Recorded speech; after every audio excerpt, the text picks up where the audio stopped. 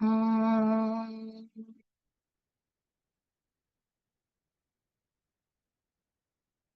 um,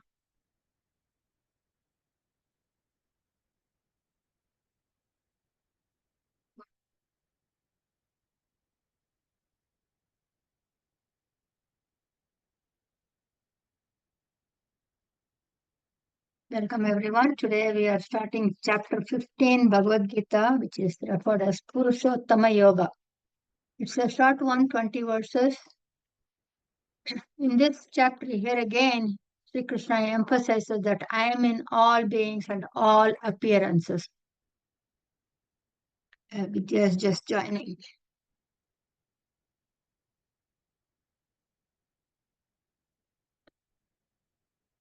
In chapter 15, we are just starting. Sri Krishna emphasizes that I am in all beings and all appearances. Starting from chapter 13, the fact that the individual jiva and the nirguna Brahman, supreme presence, are one and the same was emphasized, and that is continuing here. Jiva Brahma Aikyam refers to not two things united, but it refers to both are same. So, for example, 5 plus 3 is 10 minus 2. They look different, but they both are same. Whereas young child, if you ask a 5-year-old or 4-year-old, they'll be confused. It's complicated. But as we go progress, you understand that everything is same. 5 plus 3 and 10 minus 2, or 8 plus 2, whatever, 6 plus 2, whatever you say, they're all same. So in chapter 15, Krishna compares the entire human life to a Aswatha tree. Aswatha means people tree. And he's imagining a tree and explaining it to as a example. The focus is on how to hack down this tree, how to chop it, bulldoze it. Ashwatha means temporary. Swaha nishtati va nava, that is anityam, that is not permanent. Cannot predict a tree whether this tree will be there tomorrow, the next day. It could be either be completely cut down, uprooted, or fallen due to thunderstorm. Can be anything can happen. So when the entire prapancham or the universe is a tree, it has to have a deep root. That deep root is Nirguna Brahman. The roots are of two types, tap roots and fibrous roots. So Nirguna Brahman is the tap root for the entire universe, not just the planet, entire universe. So taproot is, we all have know about it, single root that goes straight down. Fibrous roots is dense network of roots spreading across the entire place, right? Earth, horizontally. So taproots are carrot, radish, cilantro, those are examples. Fibrous roots are grass, banana, ginger, coconut, all those things are fibrous roots. If Nirguna Brahman is the foundation, basis, and root of all appearances, the imagined root is compared to the supreme here. The huge branches to 5 elements, space, air, fire, water, earth.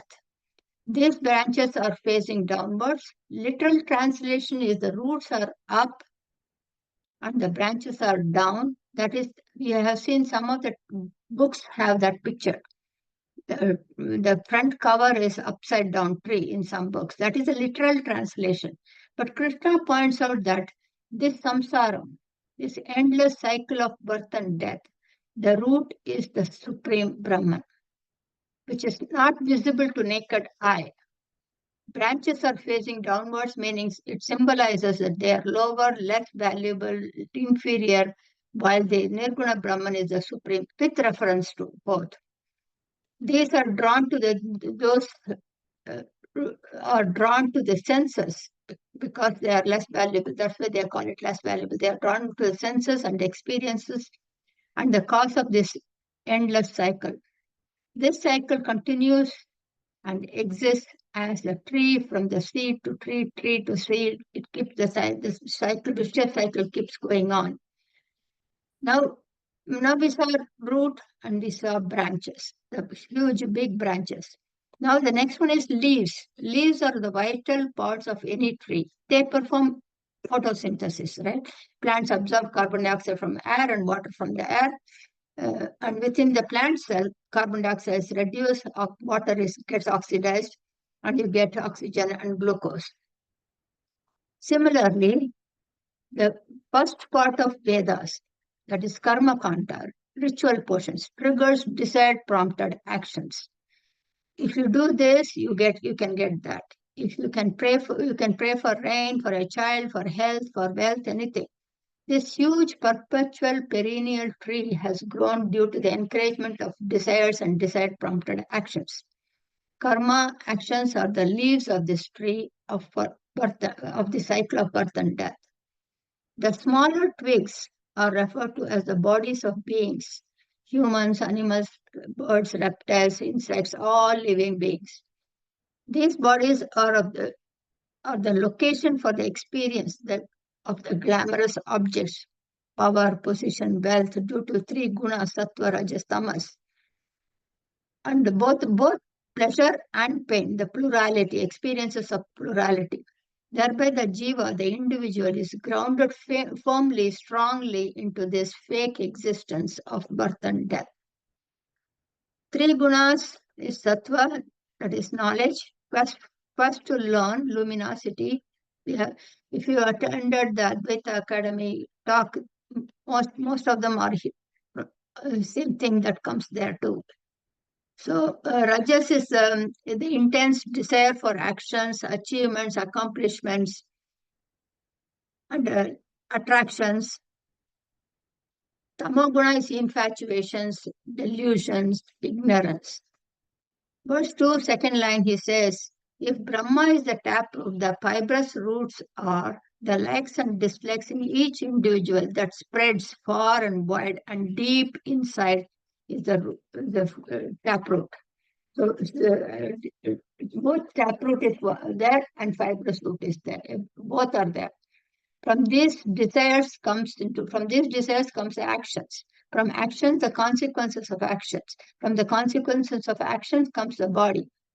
So again, the body desires, action, consequences. Body desires, actions, and consequences. The cycle keeps continuing, just like the tree and the seed. This inverted tree has no existence per se. It's a mithya, it is an appearance. No one can pinpoint such a tree. So is this whirlpool of birth and death life. It is an appearance. Jiva itself is an appearance. It's a mithya. There is no jiva per se. But because we don't know who I am, we think I am the jiva. Such a hugely firmly grounded tree of samsara can only be eradicated by detachment. It has no beginning and it has no end. Just like a caterpillar inside a cocoon, every being is caught inside this cycle of birth and death. And we need to make an effort, just like the caterpillar, to come out of it and get transformed into a butterfly. So the butterfly has two wings. So the example given is discern and dispassion. Discern means the ability to know the truth from fake. Dispassion is to stay away from the fake, which is not truth. Now, how do we cut this tree? To cut any tree, the arborist, the tree cutter, cuts the smaller branches first, then the heavier big branches, and leaves the central trunk as is.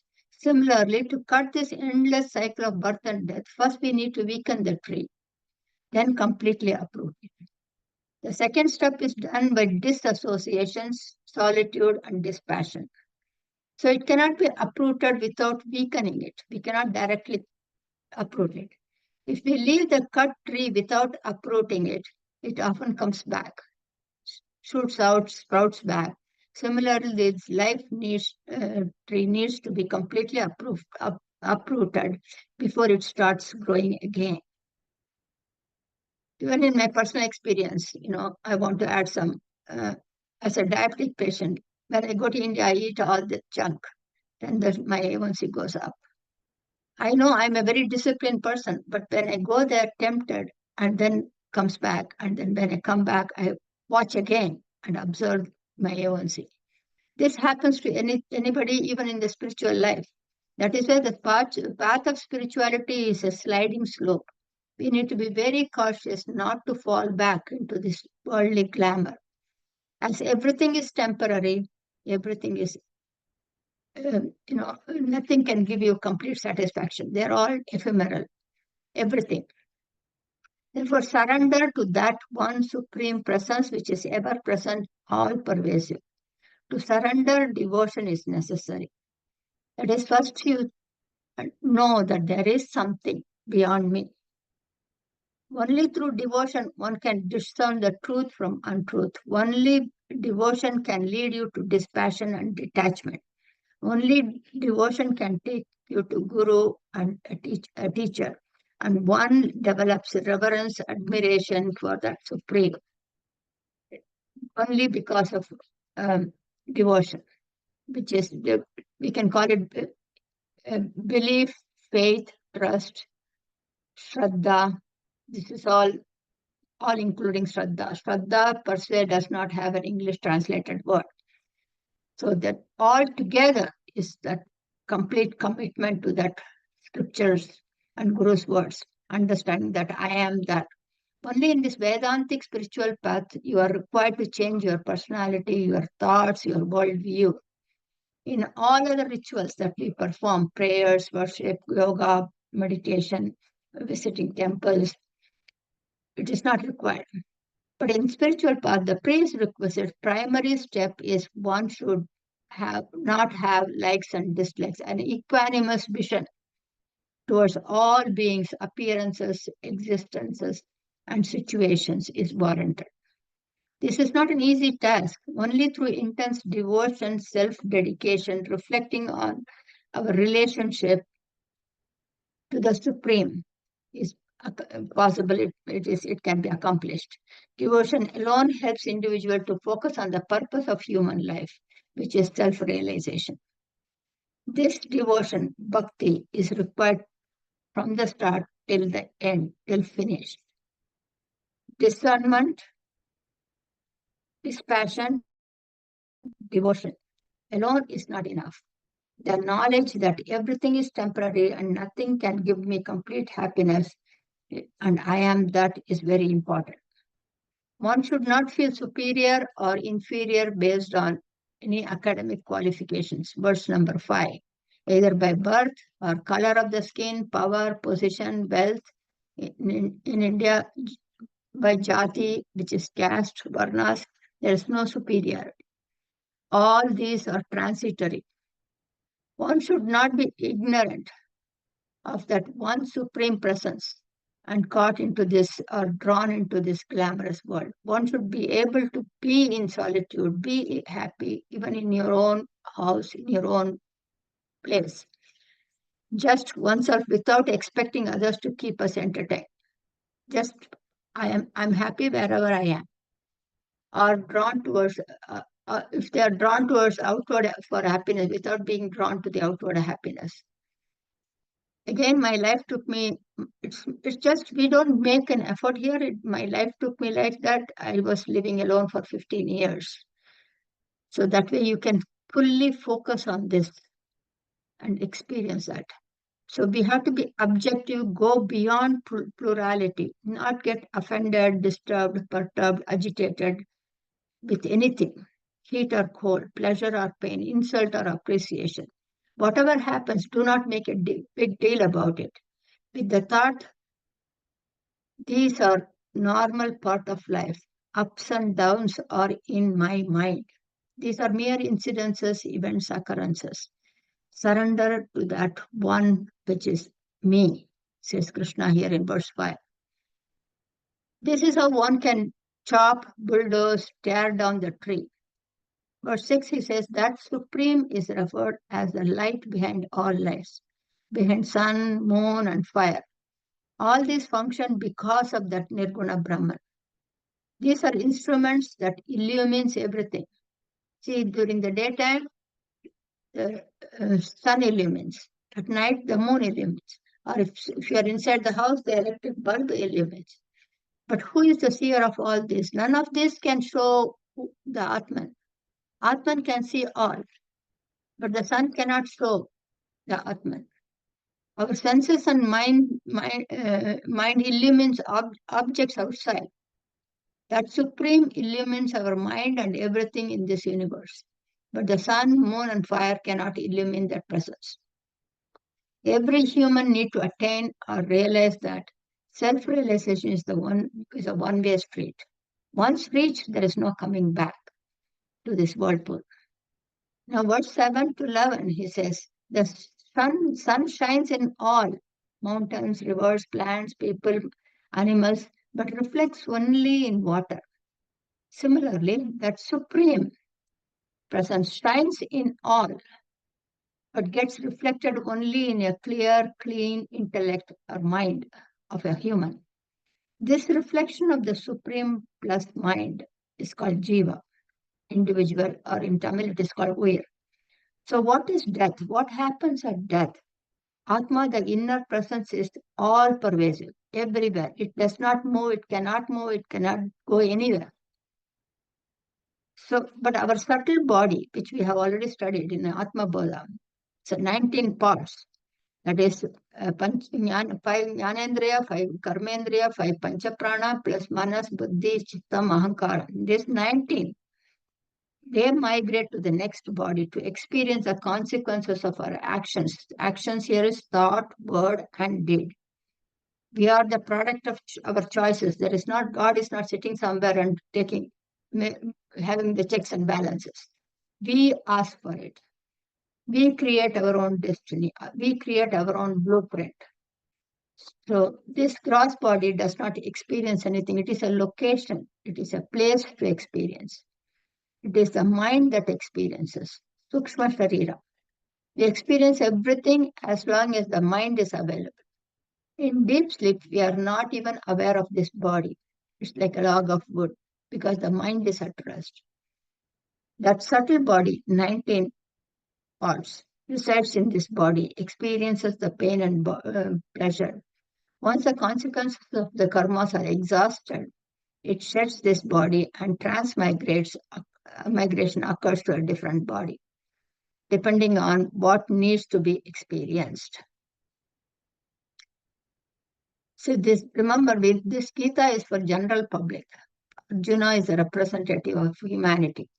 It is not for, I wouldn't say if you are already in the Jnana Yoga, you already know I am that. Then you take on the next step. You practice Nididhyasana. Because Jiva itself, for a Jnani, Jiva itself is an illusion. So just like we move from one house to the other, pack everything that is needed and leave the unwanted and unpack when we move on to the next house. So again, and then there in that house, we again start accumulating, pack it, and then pack it, move it, unpack it. That's exactly what happens with subtle body. It changes from body to body to body. So a power referred as Udana Prana. There are Pancha Prana, Prana, Apana, Vyana, Samana, Udana. The Udana Prana is what assists the body, the astral body or the Sukshma sarira to separate from the physical body. Just like air carries the fragrance of flowers with it, so also the subtle body takes everything with it, our thoughts and consequences, settles down and unpacks it in a new body. The 5 senses, faculties, ability to see, hear, smell, touch, and eat or taste, for all these things are again unpacked in the new body. For example, he says, for a newborn baby, the hearing is the first. As an infant, 1 week old, cannot see, cannot touch, cannot taste, only hearing. And then comes the touch of the mother. And then seeing happens third, after 2-3 months. So when the subtle body leaves, it is the hearing that leaves last. Whatever comes first, leaves last. That is why it is suggested to chant chapter 2 when somebody is on deathbed. Other senses may not work. So everything is sidelined. Thus, an individual experiences this life. Krishna mentions these for deeper understanding and to develop dispassion to the world outside. Thus, as we keep on moving from house to house, place to place, and at one point we are fed up with these constant changes and prefer to settle down in one place. Similarly, one gets fed up with the life. That's when one is drawn into the spiritual path. I'm fed up with all these things happening throughout. If you look back in your life, everything seems like a movie. Scientists create robots. They function like human, but they do not eat and talk. That intelligence in all beings comes from me, says Krishna. That is my power. That's verse 6. Verse 7. My reflection, my chitabhasa, is ever present. The isness, present continuous. All activities, each and every moment is because of that supreme presence. Everything else is inert. Came out of 5 elements. Sculptures, statues are made. They do not eat. But the one who made them, who made the sculpture, he eats, talks, sings, and dances. All these are possible because of me, my presence in those bodies, all bodies. So I am in all as that intelligence, as the power to know, the power to function. Because of me, my presence, everything is happening. In every action, realize that I am in you. Each moment is an expression of that inner presence. I express as many. Vyashti and Samashti. Vyashti is individual, Samashti is the cosmic. So if this body is performing, speaking, talking, seeing, tasting, walking, is all expression of that one presence. Without that one presence, nothing will happen. As each being, I alone, in every being, I alone exist. But due to ignorance, humans feel bounded, not knowing my presence. All senses are only tools, like your phone, cell phone. You use a cell phone to talk to somebody. You use a pen to write something. You use a computer to interact. So all these are tools. And that person that person is called bhogi in Sanskrit, those who enjoy worldly pleasures. He says the Gadakasam, the space inside a pot, and the cosmic space, both are one and the same. The cosmic space is called Mahakasam, and the space inside the pot is called Gadakasam. Gada means a pot. So this pot space inside is the same as the cosmic space. They are not separate, not different from cosmic space. The pot itself exists in that cosmic space.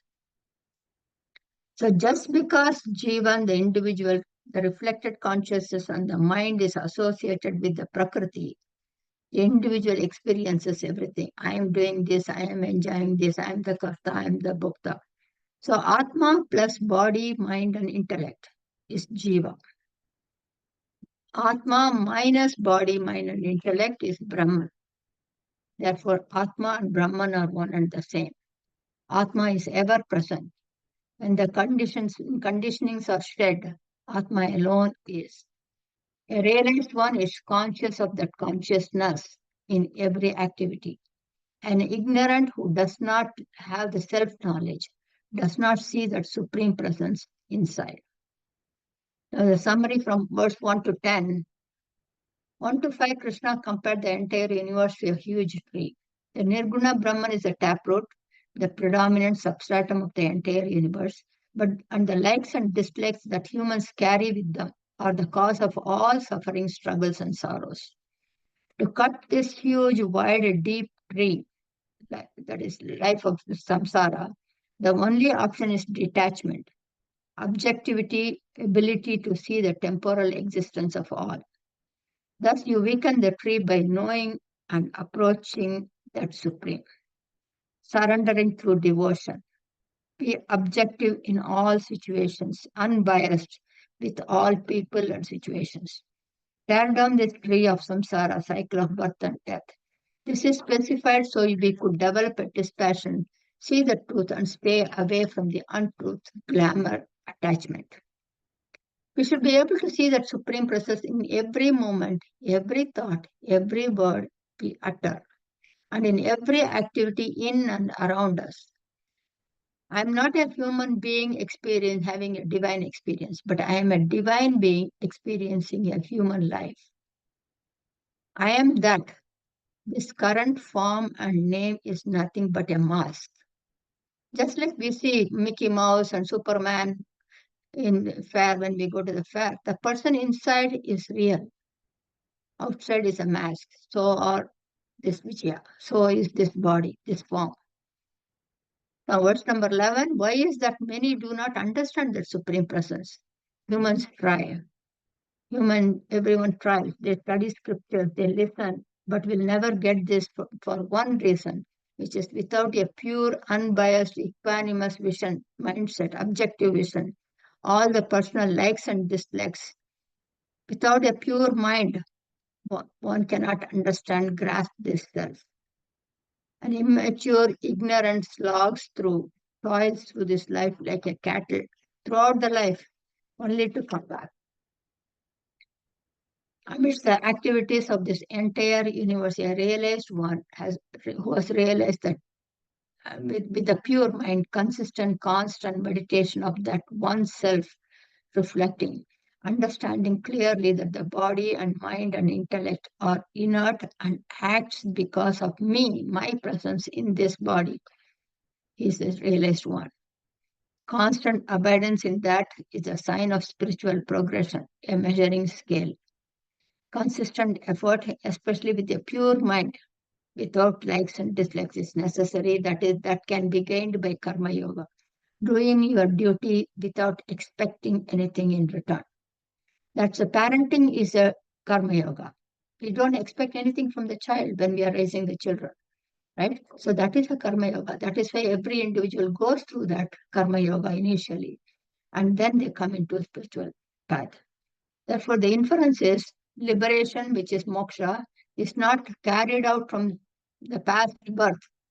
Sometimes we can say that if I will attain my moksha if my karma takes me. No, it doesn't. Karma does not take you to moksha. Sincere effort with a pure mind in this current life is necessary. The scriptural studies are not these are not mere book knowledge. Even after years of studies, without a pure mind, any amount of effort is an utter waste. We can easily identify from some of the scholars, we can see when they talk, you can always observe what words they use, their behaviors, interaction, their thought, word, and deed, all three must be in alignment. They might have studied for 20 years, and then if they say they are Westerners, foreigners, this is our scripture, then when you say our, you are isolating somebody else.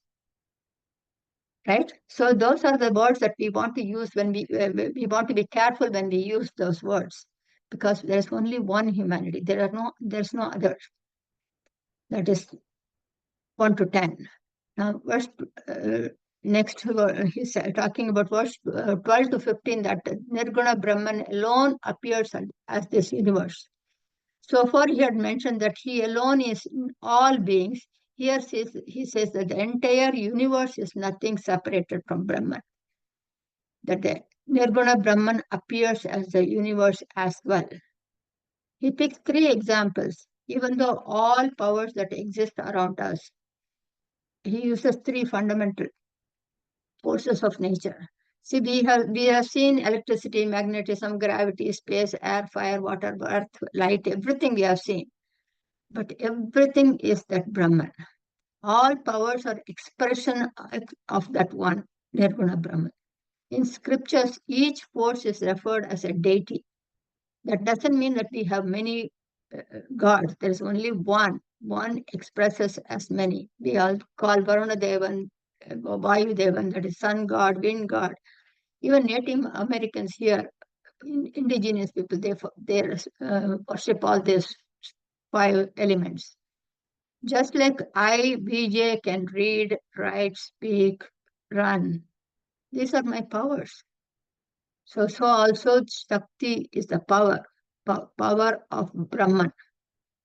All these are expressions of that one. Verse 12, Krishna says, the brightness of the warmthness of the sun is me, the luminosity of the moon is me, I am the fire. All these are inert, my power expresses through them.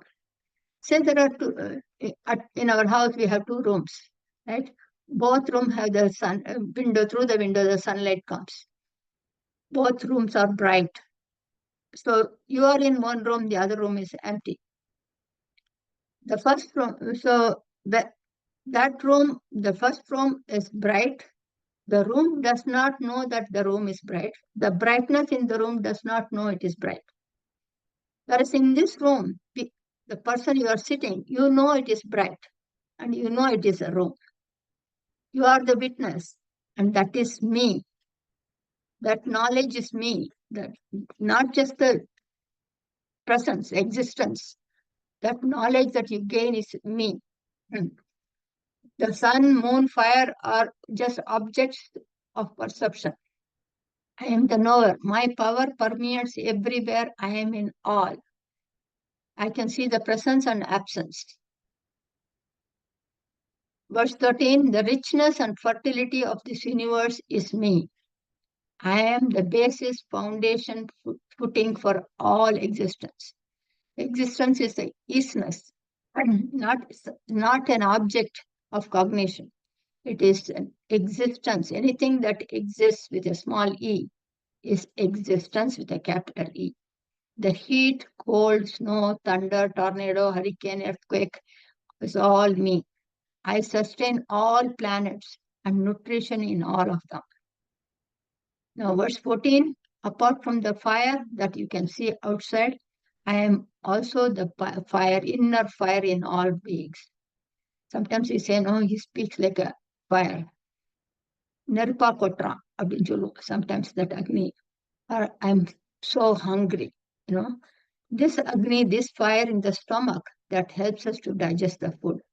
This internal fire is referred as Vaisuvanara. That deity takes 4 different types of food. One is chewing, chew and swallow, right? Like bread. Next one is drinking, inhaling any liquid, juices, milk, water. The third one is licking, like honey, stroking with a tongue. Then the fourth one is gulping down, smoothie or juice shake, Tamil kanji, we can say. So I am Vaishwanara, the deity initiate the breath, the movement of the air to absorb and digest and distribute the nutrition. The process of eating itself is an offering to Lord. It has to be performed with due respect. Oftentimes the leftovers are dumped in instead of leaving behind, very much like a dustbin. Eating is an offering, it is a prayer, worship must be done and performed as such. It is referred to as Pranagnihotra in Sanskrit. So that's why we pray before we eat always. Verse 15, here Krishna says, I am both the remembrance and forgetfulness. The ability to discern, recognize that I am done with this task. And I'm done with this task, this needs to be performed. That's ability to discern. That memory, I am that memory. If we don't remember that I'm done, we will keep doing same thing over and over again.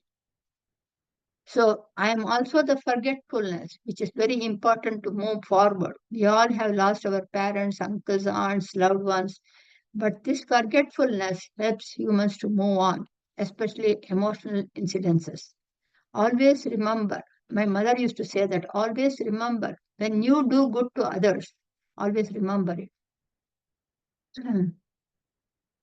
So, when others do good to you, always remember, so you can thank them one day. When others do bad to you, forget it instantly. Don't vengeance will not help. That is a negative emotion. When you do bad to others, remember so you can apologize one day. When you do good to others, do not even remember that because it will boost your ego. I did this. So we want to be careful how we think. So Krishna says, I created Vedas. I am Veda. I am also the one who is listening to the Veda. So I am the guru. I am the seeker. I am also the content. I am both Purva Bhagam and Uttara Bhagam. Purva Bhagam is Karma Kanda, Uttara Bhagam is Jnana Kanda. Right? So all chants, chanting, mantras, processes of rituals, all comes in Karma Kanda. The later portion is Upanishads and meaning. So here he emphasizes non-duality. We have seen this in Atma Bodha, which is a conglomerate of all the Upanishads. So verse 16 to 20 now. Krishna classifies the entire existence into two parts, Ksharam and Aksharam. Ksharam means something that is changeable, modifiable, destructible, perishable. That is Ksharam. Aksharam is unchanging, non-modifiable, indestructible, imperishable. So the Ksharam, now if you say where did this universe come from? Prakriti, nature, Maya, illusion. This Krishna refers as Aksharam. Anything that is in the Prakriti that we see, all perishables are Ksharam. They are disintegrating. So Maya is Aksharam, he says. So because this too is not perishable, Maya is not perishable, that is, the Prakriti is not perishable because it will keep on coming back again and again and again, just like our body. So, and create an illusionary appearance. This Maya is imperishable because it is the power of that Brahman. As long as that Brahman, Atman is here, this hand can write or speak or see. Five senses can operate, right? Or even jnana, we can grasp. This Maya is a combination of three gunas. So Maya is Aksharam, Prakriti is Ksharam. We want to know the difference. This Maya has got three gunas in every being. Everything, anything that we see in this universe has three gunas. But one is always predominant to the other two. I, Vijay exist. All my powers expresses in different way. Walking, writing, speaking, these powers are independent of me. They are all leaning on me. My hand cannot just write without my presence. They are leaning on me like my shadow. So that is why they are not creations. Similarly, the entire universe is not a creation. It is an appearance, manifestation of that one supreme presence. Creation is, in Taittiriya Upanishad, comes as after each kalpa, that is not here mentioned in this Gita here. After each kalpa, everything is in the seed form, pralaya. Then one by one space comes and air. So one by one elements comes. They are all rudimentary elements, tanmatras. So that is creation. So, but actually everything is just a manifestation. One appears as many. That Nirguna Brahma is beyond Ksharam and Aksharam. That is referred as Uttama Purusha, third one. So Ksharam is something that is depreciable. Aksharam is something that is indestructible. This indestructible Maya creates this destructible. But I am beyond these two, Ksharam and Aksharam, Uttama Purusha. And when this Uttama Purusha word Sanskrit, two words are reversed, it becomes Purushottaman. Purushottama, that is the title of this chapter, Purushottama Yoga. Existence, supreme. So first one is those that have manifested Ksharam. Substratum of all these appearances is my power, which is Akshara. I am the supreme Nirguna Brahman beyond Ksharam and Aksharam, beyond the presence and absence, beyond knowledge and ignorance. Maya, therefore, is the material cause, Upadana Karan. Just like we have clay, and clay alone cannot become a pot. Clay is in a shape of lump of clay, right? So that lump, that circular shape of the clay, changes to different shapes, holding on to different names, even though the clay doesn't change, right? Just like the rope never changed to a snake, it never transformed into a snake. Similarly, I am present without any transformation. And everything is but the changes due to the illusionary Prakriti, which is Maya. Hope it's clear. Verse number 19 and 20, we are almost at the end. Benefits of self-knowledge. Atma Brahma Aikyam. What's the benefits? Those who see me in this way are men of wisdom. Men does not refer to gender, it is humanity. All others are ignorant. They see the differences among deities, my God and your God. They see the differences among people. They see differences in the world. They are caught in this plurality. Such people do not know me. When the source or the foundation or the root is understood, everything is known. This plethora of information outside knowledge that we gain on a daily basis, right? About all the animals or sea animals, land animals, wild animals, domestic animals, human beings, planets, galaxy, everything. There's so much of information going on. There's all information. He says they are called as apara vidya. Brahma vidya alone is para vidya, superior knowledge. Brahmavit Brahmaiva Bhavati. That means the knower of Brahman is Brahman itself. That is not different from knowing and being. They both are same. No. So how can that be possible? There are researchers who do research on various things like cats, dogs, eagles, and insects. They do not become those. How can one become Brahman? Because you are that.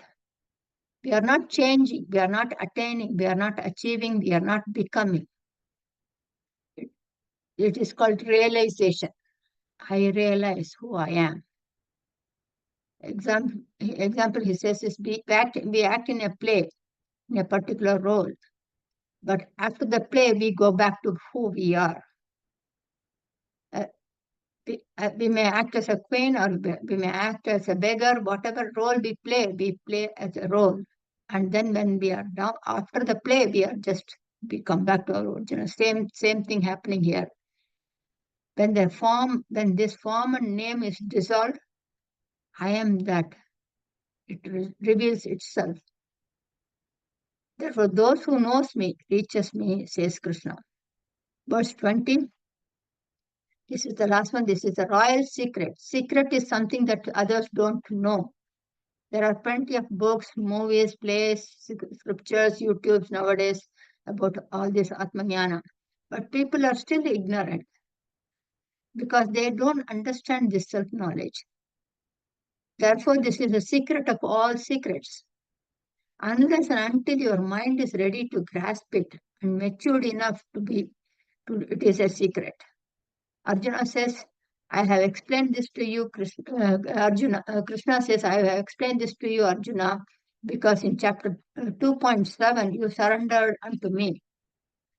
Once you realize who you are, there is nothing more to be done by you. Everything is done. You are in total peace and contentment. You are not afraid of death. You have renounced the entire universe. Your existence witness.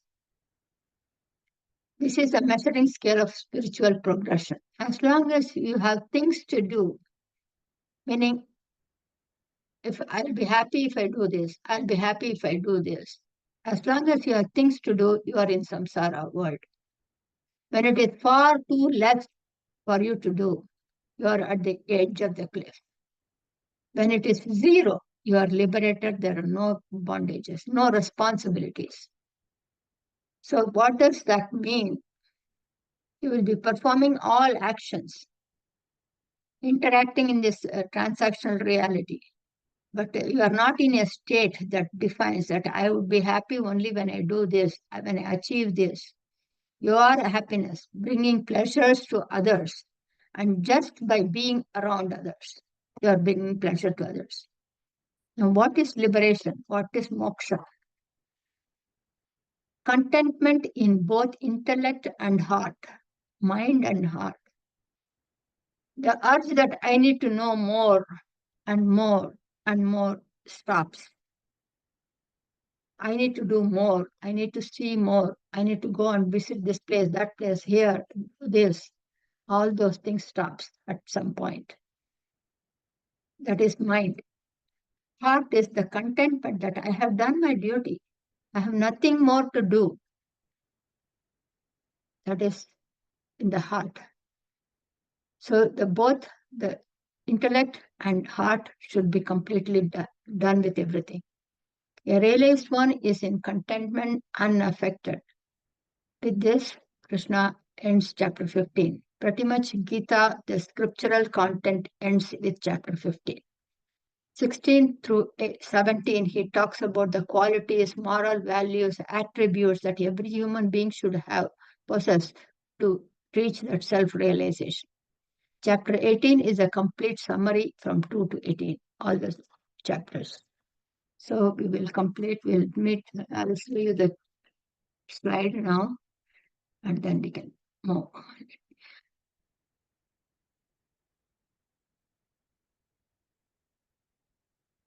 This is chapter 15, Purushottama Yoga.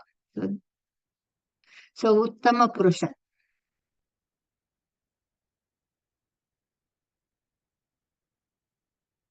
This is the taproot. This is the taproot. This is the fibrous root. And we know all this. These are the huge branches, which he refers to as space, air, fire, water, earth, 5 branches. And the leaves create photosynthesis, and that is how the karma kanda become. We do putra kameshti yogam for to have a child, Kuvera puja for wealth, Lakshmi puja for wealth, Saraswati puja for knowledge, Varuna puja for rain, Satyanarayan puja to protection from famine, Hanuman puja for physical fitness, good health, Ganesha puja for the removal of obstacles. As we keep on doing all this, we get entangled into this worldly life, whirlpool of birth and life. So see, compare the leaves to this karma kanda. This is the people tree, Aswatha tree. This is the banyan tree, which is Vata Vriksham in Sanskrit. This is under this tree sits the Dakshinamurti. It's just an example. Just wanted to differentiate between the 2 different types of leaves. These are the tiny plagues that are for all the beings, all plants, animals, everything. This is our karmas, how they spread, all the likes and dislikes. The roots of this tree hanging downward, causing the flow of karma. It spreads. So that is why it is very important to have a pure mind, and pure mind is possible only by karma yoga. Do your duty without any expectation, without any recognition. That is karma yoga. And as an arpana buddhi and prasada buddhi, of everything, whatever I do is all offering to God. God is within me. Everything is offering, including eating is an offering. And accept whatever comes is prasada buddhi. This is a tree that some of the books have, but it's an imaginary visualization.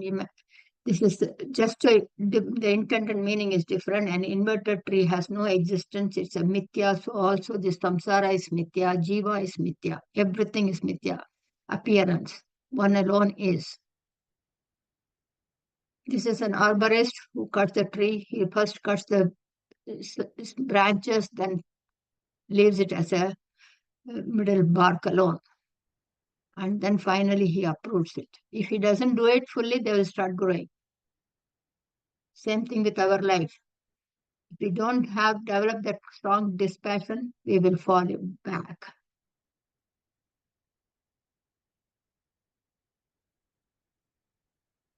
That's why it says this deep-rooted Aswatha tree must be cut down with a strong axe of detachment. Completely uprooting the tree refers to removing any and all attachment to the worldly glamour by acquiring self-knowledge. Self-knowledge alone can erase attachments. Weakening the tree refers to dispassion. The real form of this tree is not perceived in this world. Neither has a beginning or an end, nor it is its continued existence. But this deep-rooted Aswatha tree must be cut down with strong axe. It's the same sentence. One must search out for the base of the tree, which is a supreme Lord, from whom streamed forth the activity of the universe a long time ago. Upon taking refuge in him, one will not return to this world again. That is again here he emphasizes bhakti. Bhakti starts with bhaja govindam or bhajanam. We call this. That's the root word, to be attached to God. Bhakti is love for love's sake. There is no selfish expectation here. There is no fear. Okay? Parama Prema Rupa. Intense devotion and supreme attachment to God. The part space versus cosmic space, both are same. The part itself exists in this space. So every body is in that Brahman. And that Brahman is everywhere, in everything. There's no difference. There's no difference between the part space and the cosmic space. We have seen all these things in different cultures. We all have different, masks. So we are all masked. We just call it different names and forms. That's all. The inside is Atman alone. The sun, moon, and fire. I am the one behind all this. This can show you things, illuminate things to you, but none of them can illumine the Atman. Know that I am the brilliance of the sun that illuminates the entire solar system. The radiance of the moon and the brightness of the fire also come from me. I am both the memory and forgetfulness. You need both. You need short-term memory. We have so many different memories. We need all those. At the same time, you also need forgetfulness. Ksharam, Aksharam, and Uttama Purusha. Ksharam is that which is subject to distraction, that which are accessible to five senses. Aksharam is that which is ever present, that which is the power of Brahma, illusory with three gunas. Uttama Purusha is that which is beyond both, indestructible, ever present Nirguna Brahman. Ignorance is the cause of this world. When that is destroyed, Brahman alone is. Here this is called Upadana Karan, material cause. That is a parinama vadam. The milk becomes yogurt or curd, right? That is parinama, change, modification. This is vivartavada. Vivartavada means rope appears to be a snake. It doesn't change. It appears. That is the second stage of spirituality. This is the final stage, which is called ajatavada, where ignorance is the cause of this world. When that is destroyed, there is nothing is there except Brahman alone is. There's no jiva. There is no world. There's nothing. Brahman alone is. To get to that stage, that is Ajatavada, Sanskrit. That's the end, I think. Yeah, that is the end. So with that, we stop here. And I will end if you can ask questions. Om Shanti, Shanti, Shanti. Hari Om.